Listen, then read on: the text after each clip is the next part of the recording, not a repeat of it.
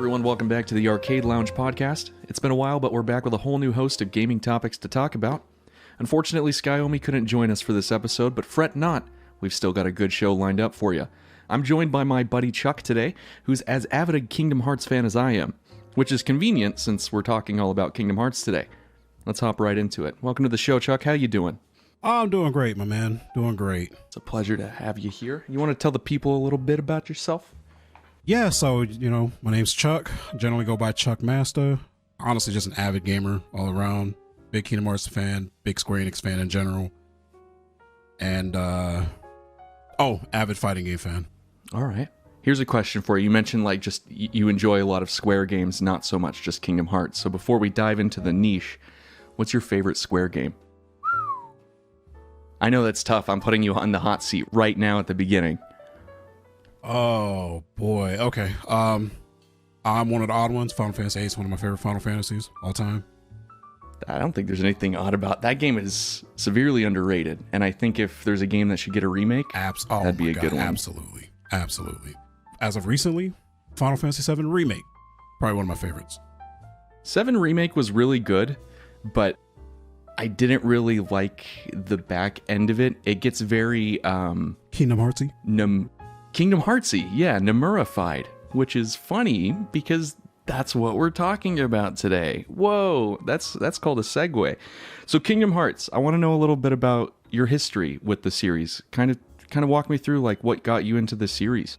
Oh man. So I actually had no idea the series existed. I had a brother, he's about 7 years older than me. He's the one that put me on Square Enix games in the first place. And he kind of just came home one day from school with this new game. It says Kingdom Hearts on it. I see some kid that kind of looks like Sion Barzad from The Bouncer on the front cover. It's amazing you know his name because I bring up The Bouncer a lot because that character is like the precursor to Sora's design. But no one knows what I'm talking about when I bring that up. But that makes sense. You like fighting games, so that makes sense. Oh, no, absolutely. I mean, hey, we're almost coming full circle. We're almost coming full circle with Sora at this point. No, and then I saw Mickey and, Donald, and I'm just like, what is this? What is this game? And, I'm just kind of watching them play. And, the opening of Kingdom Hearts 1 doesn't even really, you don't see any Disney in it, really. So I kind of just sat in the room, watched them play. And at that point, I was hooked. Now, did you get into the series when it first came out, or was this later on? When it first came out. I believe, 03? Around there, yeah, 02, 03, yeah. Something like that. I ask because that's around the same time I got into it as well. My dad brought it home, and he's not very much like a JRPG type of person. Never been one to really mention Final Fantasy or anything like that, but Disney has always been around in our house, and it's, who doesn't go to Disneyland at least once or twice growing up, or at least, see a Disney movie. Something magical happens when you're younger and watch Disney stuff.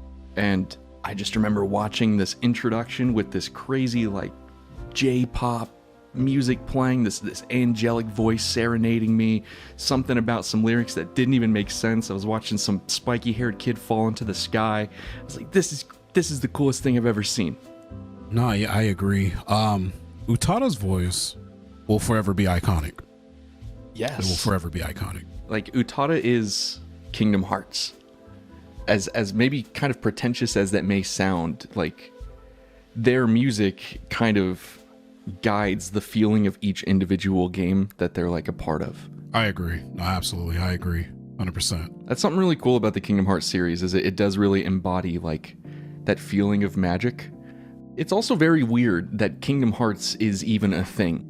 The idea that Disney could meet a character named Cloud Strife and it could work within the context of what they're doing is just astounding. And we're 20 years into it now, which is even more crazy. Oh, don't remind me. It's kind of hard to believe that it's been 20 years. What I think is crazier is how Kingdom Hearts became a thing in the first place. Is, if I'm not mistaken, the president of Square, Square's headquarters at the time, shared a building with Disney of Japan. And I would like to say the CEOs of both companies kind of just met in the elevator and just hey, we should work on a project together. From what I hear, this happens a lot in Japan, by the way. They just go and grab some drinks, and then next thing you know, they're making business plans together. They have like an actual elevator pitch, and the next thing you know, we have Donald Duck not casting heel on a Spiky Boy enough. I always love hearing those little stories about how something came to fruition. They just pull random ideas out of nowhere, and then boom, here you go, something that's gonna stick with you for your whole life at this point. At least for me. I'm not sure whether or not it's been consistently in your life. Yeah. For one, I have a couple of little mini Funko Pops. Heartless Sora, like actual Heartless Sora from KH1. And then I just have like a miniature KH2 Funko Pop as well. I think the only one I've actually seen is that Heartless Sora one. But I honestly didn't even know. I don't keep up with Funko. As far as I know, it's still 2013 and there's like 20 of them. Oh, man. But there's not, because every single time I think, oh, there couldn't be more Funko Pops, someone's like, oh, have you seen this specific limited edition, blah, blah, blah. But bringing it back to Kingdom Hearts, I want to dive a little more into, like, what's so special about the series to you that's warranted kind of being a part of this journey for so long? What sticks out about the series to you? So my main takeaway for the series has always been, I would like to say the unison more so between Final Fantasy and Disney. Mainly because in the first Kingdom Hearts and the second one, they were very prominent. You know, you had the Coliseum battle with Cloud. Super sick. I mean, they combined Cloud with Vincent. I thought that was sick. Yeah, that whole Coliseum is iconic.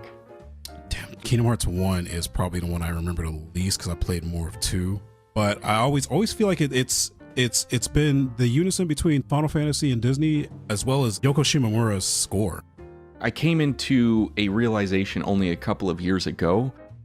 I finally dived into her discography, and she's pretty much penned every song for the series since it started. Like, that's 90%, 99% her work. That's insane to me. I was playing the rhythm game that came out a couple of years ago. I know like 5 people probably played it, but it had like 100 plus of Shimomura's songs, and just sitting there and being able to really take that stuff in, it's very magical. She's a definite inspiration. What nails it for me is her use of violin and piano. For one, I am a sucker for anything that has a piano in it. You got a piano track, you'd sign me up. Blow my headphones off. Also, can we talk about her use of motifs and how every character kind of has its own, like Roxas, he has his own lead, his own melody, same with Shion, same with Kairi. And these things are used in tandem with one another in different songs and reprises to kind of evoke emotion. You feel like you're that character in a way. And that's really hard to do from a music standpoint. I'm not a big musician per se. I would like to say I'm a big fan of video game soundtracks. That's where my joy of music comes from. There's only a few composers I feel that nail that. That would be Yoko Shimomura, Masayoshi Soken, and Nobuo Uematsu. Soken and Uematsu, those are both Final Fantasy, right? Yeah, Soken does a 14 soundtrack. Okay, yeah, that's a good soundtrack.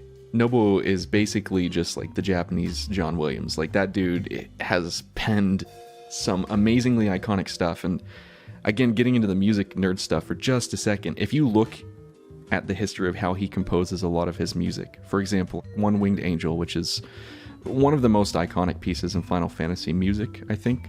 Yeah. A lot of those pieces were just made from him humming random melodies, and he would write them down and kind of copy paste and just see what worked. Yeah, we're getting derailed because Final Fantasy is something I could totally just like talk about for days. But I mean, it's insane to see. Square does it like nobody else does. They have some very good composers on their side. Even though 2 out of the 3 are technically freelance now, they still work with Square. True. But getting back to the topic on hand, I want to talk about Kingdom Hearts worlds and their use of Disney. Do you have like a favorite world or series of worlds? Doesn't specifically have to be Disney. It would probably be easier if I just started per game. For Kingdom Hearts 1, mainly Hollow Bastion. That's honestly probably the best world in that game, in my opinion, just because you have a lot of the stuff going on with Maleficent there. You have the big build-up fight with Riku there, which leads into, Sora having to find a way to free Kairi. That fight, by the way, almost single-handedly destroyed my love for the series when I was younger. Okay, for the younger listeners, I don't know if you know this, but there was a time in ancient history where you could not skip cutscenes. So if you got your ass handed to you by a boss, there were times where you would have to rewatch this boss spout exposition for 5-10 minutes just so you could get your ass beat again. That happened at this moment for probably 2-3 weeks. And it was agonizing. I watched my dad beat the boss and move on with the game, and I just sat there. I couldn't beat it. I got to the point where I memorized the actual script that was mentioned down to the timing, and I was speaking along with these characters. Oh, you were dealing with some real torture there. It was pretty awful. Don't ever look forward to going back to that. Kingdom Hearts 2 worlds, though. Which one would you say is your fave there? Okay, so here I have a couple. So I do like Radiant Garden because, again, all of my Final Fantasy boys are parked there. Especially Squall/Leon, depending on how Yuffie and all of them, all chilling in Merlin's little hut. I really liked. So I guess it's a little odd. I know a lot of people didn't like. I actually liked Space Paranoids with Tron and all of them. Okay, that one was all right. I liked the Link attack with Tron for one, and I liked the way the Keyblades looked with the world's art style. I can't argue with you on those. Those are good points to make. Okay, then this next one is kind of a tie, and it's only. So I'm gonna just leave with the first one. The first one out of these two would be Olympus, because you partner up with Auron. You partner up with the GOAT. Not to mention this also has the Coliseum. The other one would be Halloween/Christmas Town. The reason why I kind of say this is a little different is because you don't really get to deal with Christmas Town unless you played Final Mix. No, I take that back. You did deal with Christmas Town, but you didn't get Christmas Town Sora unless it was Final Mix. In the original Kingdom Hearts 2 release, when you get to the Christmas Town section, you're still in his Halloween outfit. But in the Final Mix Plus release, they gave him like the black Santa outfit. Holy shit. I never noticed that. I thought I was like big brain mode over here thinking, oh, the Heartless bosses have different color schemes. You're over here paying attention to Sora's outfits. What? Yeah, no, that little detail, I was like, yo, that's sick. Because the cool thing about it is when you go into his drive forms, the little crest on the top of his Santa hat changes to the symbol of the drive. That's a nice little touch. Kingdom Hearts is full of all these little details that you can find even 10, 20 years later. Yeah, so here's the crazy thing for me. My first time playing Kingdom Hearts 2 was actually in Japanese. I had an importer copy and it was called Swap Magic back in the day for PS2. And you would use that to bypass the console's region lock. So I was able to play Kingdom Hearts 2 roughly 8 or so months early. Did you understand any of the dialogue? Oh, hell no. Okay. I just used context clues to kind of get, okay, you're bad, you're scheming. Mickey sounds funny. Goofy sounds goofy. Like goofy. And Donald honestly sounds the same. But the reason why I bring that up is because we didn't get Final Mix in the West. We didn't get Final Mix in the West until they came out with the HD collection for Kingdom Hearts 2. So I was able to play Final Mix early, which was kind of cheating because it had English text in the game. It was weird. It was Japanese voices, English text. So I could still understand the game and experience the new stuff. Interesting. Okay. But to answer your last question before you change topics, my favorite world of all time in that game is the GOAT, the world that never was. That's a really good one. When you get to cut skyscrapers in half. Yeah, I don't know how Sora managed to do that after sleeping for 2 years, but it's the power of friendship, baby. Get out of here. Yeah, no, I think the world that never was it's a really good culmination of all the themes that Kingdom Hearts 2 specifically embodies. And for me personally, I think that is one of the peaks of the series. Kingdom Hearts 2 is my favorite, bar none. I will die on that hill. I know plenty of people who will die on that hill with me. I'm right there with you. Yes, I think the combat peaked there. I think the story was wacky enough before getting too wacky. Kingdom Hearts 3 got close, but its dialogue was a little too, stilted for my taste. Something felt kind of artificial. But I'm hoping to see it turn around in Kingdom Hearts 4. They got a lot of weird stuff lined up. Moving into kind of more current day stuff, we've got Kingdom Hearts 4 coming up. It was just announced a week or two ago. What's a world you'd want to see? Or any Disney or even Final Fantasy stuff? All right, so to anybody who's seen the trailer, if you notice there's this quick shot of very forested location, and then you get to see this little foot, this big foot kind of walk by. It looks like an AT-ST, I believe, from Star Wars. So to me, with them being in Quadratum, and Quadratum being kind of like real life based off of its architecture and design for the populace, I would say we're going to get live action movies there. So for me personally, dive into some fucking Marvel. How cool would it be to team up with Doctor Strange or get like a Keyblade that's like designed after Cap's shield or Mjolnir or something like that, That'd be sick. and just go ham, you know?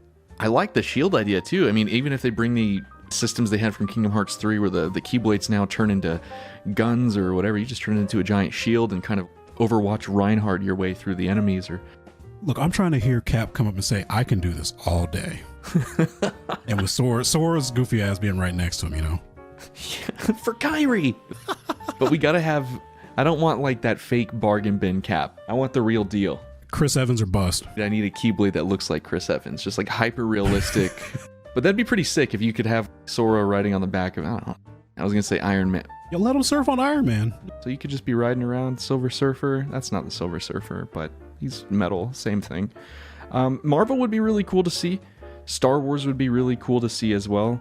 Kind of like what you were mentioning with the AT-ST or 8. I don't know my Star Wars models. I'm not a Star Wars mega fan, but I can hear the pitchforks outside because someone got something wrong. Well, for one, you got it wrong. You can hear the lightsabers outside. We gotta go. That would be sick. If I could see, what was the guy's name from Kingdom Hearts 2? Is that Xehanort or Xemnas? Someone had lightsabers coming out of their hand. It was Xemnas, aka Mansex.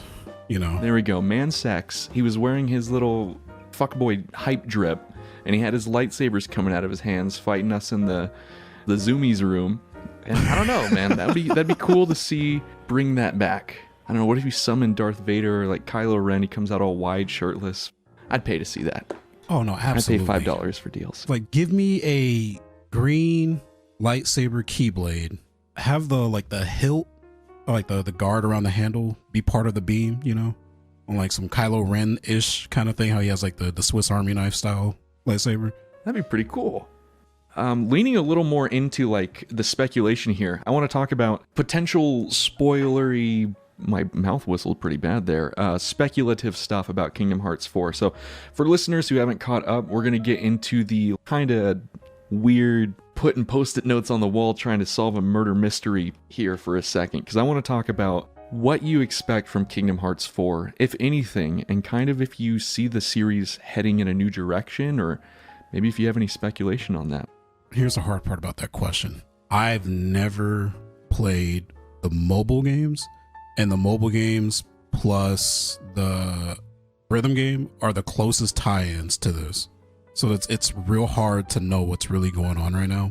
Okay. Clearly Mom is still out there scheming. Nobody knows what he's really up to. I would like to say maybe the mobile game might give a hint at it. It might hint at what's in that box that they kept talking about in Kingdom Hearts 3. Mm-hmm. But I'm just curious because we had the culmination with Kingdom Hearts with Xehanort actually accessing Kingdom Hearts and getting the key blade, the chi blade, however you want to say it. The X-Blade. The X-Blade. Like it's hard to think about what's next because you find out that, what's his name? Zigbar. Bragg, I think was his real name. Yeah, Bragg. Was Mom's right hand. That has so many questions in itself. I think a lot of that specifically leads into the mobile stuff because from my, and I'll give context as well, I haven't played any of the mobile stuff, but I have played the rhythm game. So for the sake of conversation, I'd say we can kind of talk about everything from the end of Kingdom Hearts 3 prior. I feel like most people have kind of ridden that journey up to that point, at least who are invested in the series. And you got to be pretty invested to get that far. So at the end of Kingdom Hearts 3, we kind of have this whole thing about Sora kind of dying. He kind of is just like nowhere to be seen, right? And I think he just ends up in Quadratum. It just moves to Kingdom Hearts 4. I don't think anything with his actual person occurs because the rhythm game all happens in Kyrie's memories, and the mobile game I don't fucking know anything, so I won't even talk about that. But I'm pretty sure Sora ends up in this Quadratum place. And there's these mentions of it being their unreality. So I would imagine that the opposite of reality to like a video game or an inanimate or a fictional thing would be non-fiction. So going to like what you said about real life stuff, I wouldn't be surprised if we saw more real life movies. Right. I wonder if, looking specifically at the name Quadratum, it translates to square. And this might seem really kind of weird out there, big brained things, but this is where I think we're gonna go.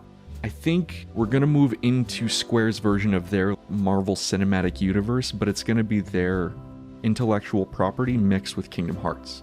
So we've done so much Disney stuff. Now maybe we'll do Disney stuff still, but we'll also do Nier, Final Fantasy, maybe some Dragon Quest, something. I mean, we've seen Verum Rex, or a trailer for it, which I guess is Final Fantasy Versus 13. Yeah, he still heard about that game. Yeah, I don't know if this is true or not, but apparently internally they call it Verum Rex sometimes. I can't confirm that, but that was a thing I was seeing when Kingdom Hearts 4 was announced. They really want to make that a thing still. And we know with Kingdom Hearts 4, Quadratum that's just how Sora looks for that world. So there's going to be other places to go. That's part of why we saw Donald and Goofy at the end, was to quote-unquote let people know the Goofy style is still there. Maybe don't quote me on that, but something along those lines. But yeah, I definitely think we'll still go to a return to form, but it might be twisted on its head a little bit. And I think that's for the best, because the series is kind of not really stale, but you've done everything that you've set out to do. So like, what else can you do with what's currently there, if that makes sense? Yeah, to kind of add to that, you can't really revisit like Agrabah or Atlantis or Beast Castle because we've already done that. I mean, yeah, I guess they could always add like a live action twist to it, but you were talking about potentially using Square's IPs, their intellectual properties. The interesting part about this, and I forget if it was an interview or if it was like an announcement, I'm pretty sure it was an interview, but I would like to say Square Enix has received more creative freedom with the series. Because Kingdom Hearts, I don't think a lot of people realize that Kingdom Hearts is owned by Disney. It's not a Square Enix game. Square Enix is just the developer. I believe Disney, Buena Vista Games? I know they used to publish it, but... I think it was Disney and Buena Vista. I think the biggest Square has is, I think they have a big portion of merchandising profits, which is why they make so many Kingdom Hearts themed things. You're right, yeah, Sora, Riku, and them, those are technically Disney characters. I mean, with 3, it was already interesting enough because we started to get, since Disney had bought out Pixar, we started to get some Pixar worlds. We got Monsters, Inc. We got Big Hero 6. That was a really good world, by the way. Oh, absolutely. I don't like to think that 3 had a lot of good worlds, but Big Hero 6 was definitely one. I actually liked Monsters, Inc. as well. I thought it was pretty interesting. Monsters, Inc. was cool from a visual standpoint. I felt it was a little too linear, especially compared to something like Pirates. Half the world was the rails. You were grinding on the rails. That's very true. But yeah, I would definitely like to see more Square World. You're talking about, flipping it on its head and giving it a good change of pace. If you're going to give it some new worlds, give it some Square Worlds. And then obviously, since it's still a Disney IP, give it some of their live action stuff. Don't dive too heavily into Star Wars. Don't dive too heavily into Marvel. I know both of those are going to be kind of hard to pick and choose which aspects of those respective series they're going to pull from, because you can do like the pre-trilogy, the original trilogy, the new trilogy. You got like 30 million Marvel movies, so yeah, you got all these TV shows, Disney Plus monopolization of the industry, whatever. You got everything. You want a Marvel cooking show? No, I think a world set near, maybe not Automata. I know they'd probably go with Automata because that's the most known. That's what's set near really on the map. But I would like to see Gestalt / Replicant, just like the original Nier. I would even like to see something maybe in the vein of like, I guess aesthetically it might not fit because it's more medieval like, but I would like to see Ivalice, which is like tactics, Final Fantasy 12, Vagrant Story. Ivalice has a lot of lore that they could build from as well. Any Final Fantasy but 7 I would be okay with. I think 7 can kind of maybe sit this one out. I mean, it's an easy pick though. It's an easy pick. It is. Very true. I personally have one stipulation for Kingdom Hearts 4. If they don't hit this, I'm going to boycott the game. I better hear Little Chef referred to as Remy at least once. If I have to listen to them talk to Little Chef as Little Chef the whole time, I'm never playing a Kingdom Hearts game again. So that's on record. Nomura, if you're listening right now, make it happen. Now, correct me if I'm wrong. I'm not the most knowledgeable about Disney. At least not nowadays. I was way more back in the day with like the OGs like Lion King and stuff like that. But Remy is the chef from Ratatouille, right? Yes. Okay. But in Kingdom Hearts 3, they had this little cooking minigame, and he was the Disney character tied to that minigame. Not once do I ever remember them calling him Remy. It was always Little Chef, which is his nickname, sure. but it was just really odd to me. It's one of those unnecessary annoyances. You're just like, I can't enjoy how cool Twilight Town looks because they keep calling him Lil Chef. Put some respect on my mouse's name, bro. Yeah, come on. He's a 5-star Michelin chef. Show some respect. So do you think they're going to do like a whole other trilogy? Or sorry, do you think they're going to do another, 11-game trilogy? Or do you think we're just going to get like 1 or 2 offs moving forward? This is Square Enix we're talking about, and this is also Disney we're talking about. They're going to pump as much money as they can out of our wallets as they can. So we're getting Kingdom Hearts 4, 5, and 6, plus Kingdom Hearts touchscreen mobile, plus Kingdom Hearts Switch, plus Kingdom Hearts. I don't know, the board game that's going to be relevant for some reason. Like we're getting everything. Kingdom Hearts Brita water filter. Yeah, you got it all, man. We're getting a Kingdom Hearts manga. Plus, like a live action that's going to be partially related. Yeah, they're gonna milk this. Unfortunately, they're gonna milk this. And I can't wait. I can't wait to play Kingdom Hearts 1 on my my Samsung fridge. Right. I'm looking forward to finishing the series on PS9, or it's gonna be virtual reality at that point. I'm gonna be in my deathbed, like waiting for the 5th game to come out just to see how the middle part of the second story ends. Right. But I am excited for this new... I'm hesitant to use the term mature, more mature, because we haven't really seen much. We've seen Sora look, driving age? Maybe it's the Quadratum's gray tones and just how mundane it is, but I'm really hoping for something a little more mature. Maybe we can get past the, my friendship is my power, dark and light. Maybe we can do something that's not stuck in middle school. Maybe we can level up to like Jujutsu Kaisen, like high school... something crazier. I don't know if we need to do that crazy, but a little something more, grow with the audience a bit. I think that'd be cool to see. No, I agree, because no offense to the younger fans of the series now, but this game didn't start with y'all. This series didn't start with y'all. I hate to say it. I hate to be that guy. I'm gonna be the villain here right now. The series didn't start with you. It started with us. We were in the middle schools, elementary schools when the series came out. Back in the day when anime wasn't cool? Right. And if you're a Kingdom Hearts fan, you were lame. What happened? How did we get here? You know what? It's all right. I'm happy we're here. I'm not going to speculate. I'm just going to say that I'm happy that we're here now. So I hate to kind of double back. You were talking about Melodies of Memory and how it was dealing with Kyrie's memory and everything. Did you play the Kingdom Hearts 3 DLC? Remind? Yes. I didn't get around to it. I do own it. But by the time I had the last time I've played the series, I streamed all of it in preparation for Kingdom Hearts 3.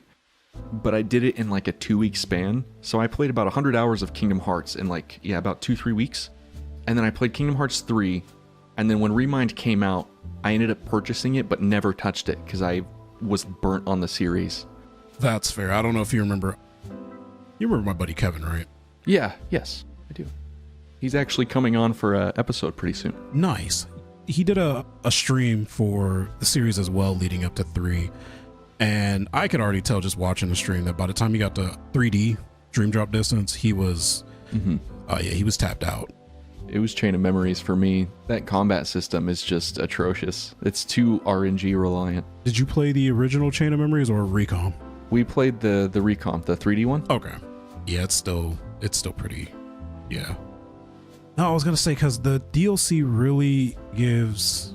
It's weird. It doesn't, and it does. So you were talking about the afterlife, essentially. Mm-hmm. It kind of explains what Sora essentially did. Because, I mean, again, spoiler alert, guys, but you get to the Keyblade Graveyard, and for one, I'm actually kind of glad this happened. I'm going to sound like a complete dick, but I'm actually kind of glad this happened. Xehanort actually did something. He bodied Kyrie. He actually made himself a threat instead of just crinkling his gloves like he always does. But those old man hands. Kyrie dies, you do your big battle with him in Skalad Kylum. Oh, greatest world, by the way. Oh yeah. Remind lets you actually explore that a little bit more instead of stepping 5 feet forward and then dealing with the boss fight. Ooh, okay. So you get to do more Scala, but the best part about it is that you get this other mode where you play as Riku. Big quotes, you play as Riku. You get to run around Merlin's house, talk to some of the Final Fantasy people. Yeah, they still exist, believe it or not. But then you go into the stuff where you're trying to deal with figuring out clues on how to find what happened to Sora. And in doing so, you get your very popular data fights. If you complete all of those data fights, you get a secret fight with quote unquote not Noctis, you know. Right. And that in itself has a cutscene that kind of gives a hint at, I guess, what's going next. The only thing is I can't pick up on the hint exactly. Yozora says, I was told I need to save Sora. And then he immediately, you know, he's like, you're not Sora. And then he pulls out his little energy blade, and you guys are just ready to scrap on top of the Tokyo, what is it, the 403 building? Is that the name of it? Shibuya something. Yeah. I know it as the World Ends With You building. Probably not what it's called. No, but I mean, it's an actual building in Shibuya, but it's a sick boss fight. But it's crazy because you get technically two outcomes. If you lose, he encases you in crystal, and then I forgot how the rest of it went because I haven't played it in a minute. But if you do beat him, he says he's like, the time isn't now, or something along those lines. And then he eventually leaves, and then you get this scene where he's kind of like, it looks like he's daydreaming in a limousine, right? And it's almost like one for one for one of Versus 13's trailers. And you get that iconic line. I've been having these weird thoughts lately. Is any of this real or not? But it's both him and Sora saying it. And then for some reason you have what I assume is Luxord as the limousine driver. Oh, okay. I didn't think about that. I think he says like, hey, you awake, Prince, or something like that, or we're here. Or he says something along those lines. But yeah, I remember seeing that, and I was like, holy shit. That's what led me to this speculation that we were talking about earlier with them kind of adding in these Square worlds. If that's their weird version of their reality and Final Fantasy exists in reality, but Sora exists outside of, Verum Rex or whatever the fuck. I don't know, man. But I could see it as Sora's kind of gone to the afterlife, but not. I don't know. Also, I don't know if it's going to be that deep. It could be something that a single sentence elevator pitch, and we're all going to go, oh, okay, now what? It might not even be the answer we want. Knowing Kingdom Hearts, getting an answer to this might just... I know it will lead to more questions. We were just joking about it, but again, 3 games down the line, plus like 5 spinoffs and a graphical novel and then an art book that's going to be lore relevant and toys that are going to be lore relevant in their manuals, and Did you just say a toy relevant in its manual? We're gonna get Funko Pops. We're gonna get Funko Pops that have little notes. They're gonna be the Ansem secret. They're gonna be the MOM secret reports. Bro, like the 4th page of the Funko Pop is gonna say "Find Kyrie" and it's gonna have like part of a fucking IP address. Oh my goodness, that's gonna be crazy. I don't know if we need something like that to happen. We don't need it, but Nomura will find a way. We'll find a way. Well, I'm hopeful for the future of the series, and I think we're both in agreement on that. Is there anything else you wanted to add about Kingdom Hearts stuff before we wrap this up? Ah, man. This is going to be kind of a guilty pleasure of mine, I guess. We didn't really talk about it, but the best spinoff game they had was Birth by Sleep. I think that group of characters is pretty good. That's what, Aqua Terra Ventus? Yeah, Terra Aqua Ventus. It's funny because Terra Aqua Ventus, I feel, had more impact than Sora Kairi Riku did, just like how Roxas, Lee, and Shion did. Yes. Every other trio has better impact than the OG trio. I think we talked about that on Twitter a little bit before this.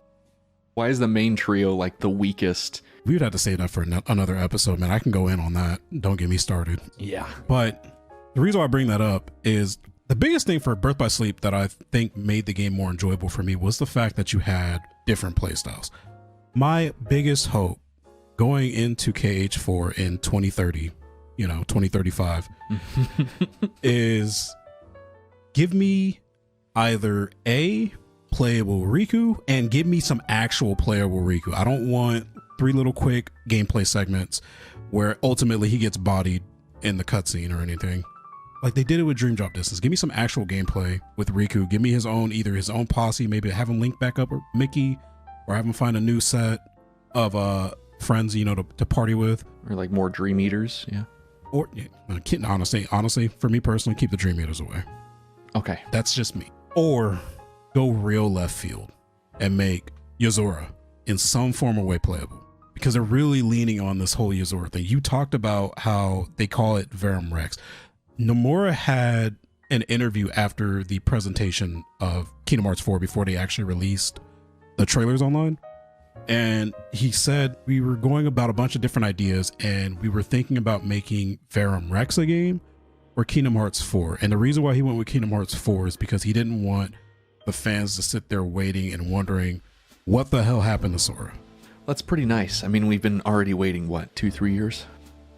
When was Remind? That was 2020? I think that came out about a year after the game did, right? Yeah, I think it was like January of 2020, something like that.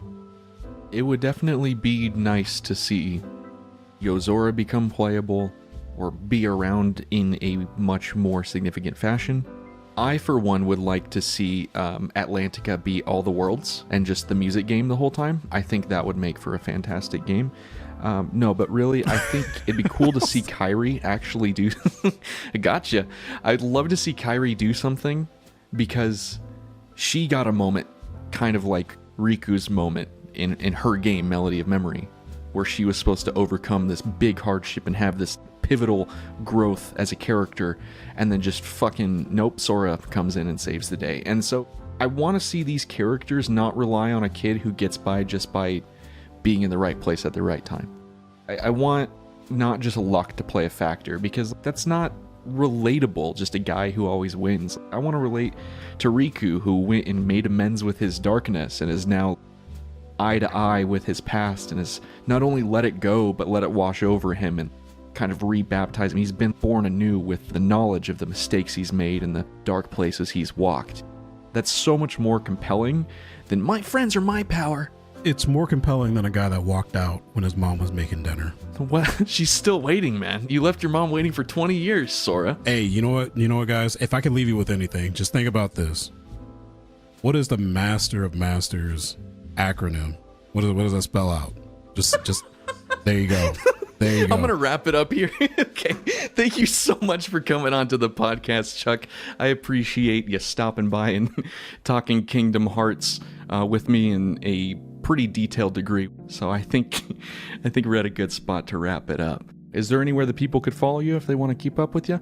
You can find me at ChuckMasta_. There is an underscore at the end. Somebody has ChuckMasta and I can't get Twitter to relinquish it for me. I understand. On Twitch, I'm Arcade_ because I can't get into my regular arcade account and I can't prove that it's mine. So I understand. Maybe you'll get it in 10 years. Oh, absolutely. If not, you guys can also find me on Twitch, twitch.tv/ChuckMasta. I'll probably never stream for you because I never stream, really, but... At least you're honest, man. Well, man, it was a pleasure. I hope to have you on some other time to talk about more gaming stuff, maybe fighting stuff, maybe your unrequited love for the Yakuza series. Who knows? But until next time, thank you for tuning into the Aarcadee Lounge podcast. We will see you all in the next one. Peace. Deuces.